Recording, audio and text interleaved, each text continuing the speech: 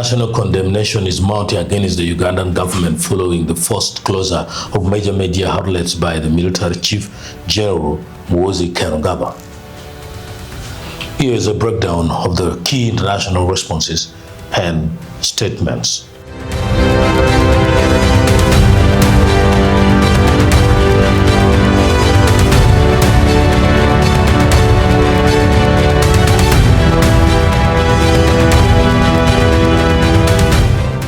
U.S. congressional reactions. Senate Foreign Relations Committee. The committee called for an immediate re-evaluation of bilateral ties, stating that the U.S. needs to review its security relationship with Uganda. They noted that General Muhoozi attacks on free speech and the shattering of major media houses make him and the UPDF unfit partners, emphasizing that the U.S. should only work with those who advance regional security.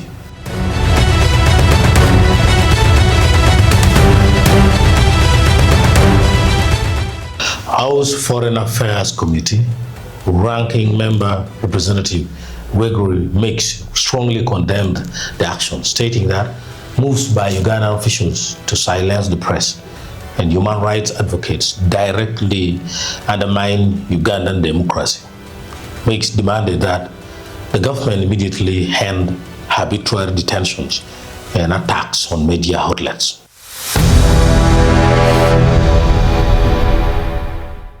Human rights and legal organizations also came in. Amnesty International, USA.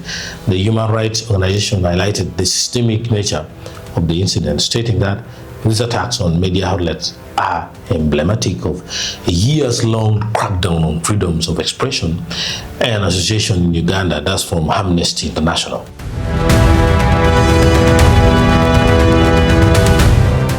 Then comes Robert Amsterdam, who is an international lawyer, welcoming the calls for accountability.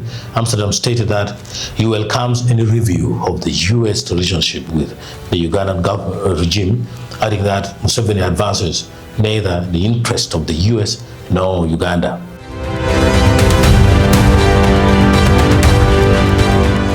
But amidst that, there has also been domestic opposition advocates, Jeffrey Smith and Bobby Wine, sharing regional concerns. Human rights advocate Jeffrey Smith amplified a statement from opposition leader Bobby Wine, who remarked that this is the harsh reality now faced, a country under open military rule where fear replaces law and force replaces accountability.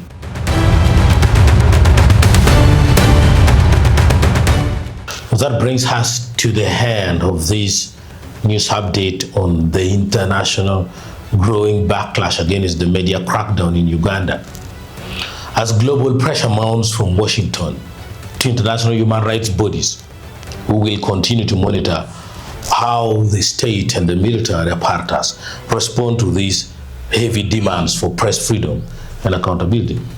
For more updates on this and other developing stories, make sure you subscribe to the channel, hit the notification bell, and leave your thoughts in the comment section below.